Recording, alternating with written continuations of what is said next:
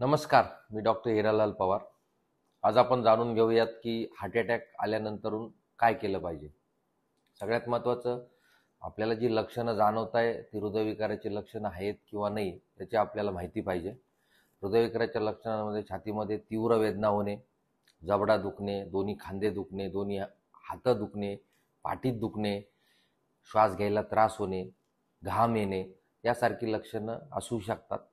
जर ही लक्षणं असतील तर हृदयविकाराची शक्यता असू शकते.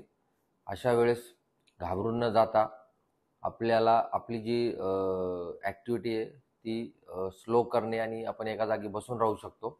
त्यानंतरून आपण सगळ्यात महत्त्वाचं म्हणजे जर आपल्या घरामध्ये ॲस्पिरिन आणि सॉर्बिट्रेट ह्या जर गोळ्या असतील तर त्या आपण ॲस्पिरिन आणि सॉर्बिट्रेट गोळ्या घेऊ शकतो.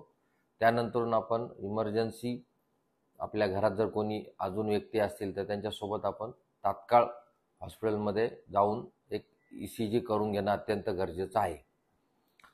त्यासोबतच बऱ्याच वेळेला काय होतं की समजा हॉस्पिटलमध्ये जाईपर्यंत जर काही तुमच्या श्वास घ्यायला त्रास व्हायला लागला किंवा पेशंट बेशुद्ध अवस्थेत जायला लागला तर अशा वेळेस पेशंटला कधी-कधी CPR पण करावा लागतो. तर त्याचीसुद्धा माहिती असणं अत्यंत आवश्यक आहे. आणि सगळ्यात महत्त्वाचं की जितक्या लवकर आपण जवळच्या दवाखान्यात पोहोचू, कारण दवाखान्यात पोचल्यानंतरून हॉस्पिटलमध्ये गेल्यानंतरून सगळ्यात महत्त्वाचं म्हणजे त्या ठिकाणी CPR आणि इलेक्ट्रिक डिफिब्रिलेटर ह्या गोष्टी अवेलेबल असतात, ज्या की हृदयविकाराच्या पेशंटला मदत करू शकतात. धन्यवाद.